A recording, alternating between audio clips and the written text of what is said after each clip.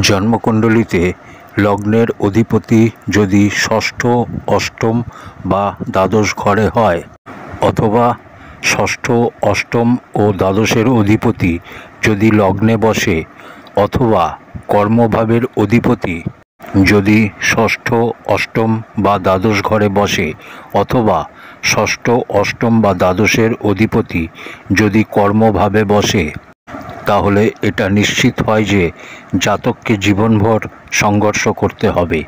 এর সবথেকে সহজ উপায় হচ্ছে সংঘর্ষকে জীবনে স্বীকার করে নিন।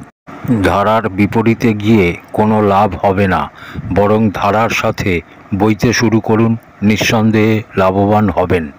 আর জন্মকুণ্ডলিতে নৈসর্গিক বলি গ্রহ হয় সূর্য।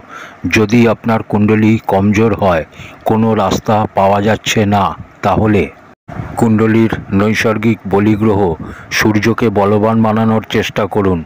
সূর্য বলি হলে জাতক নিঃসন্দেহে জীবনে সফলতা পাবে।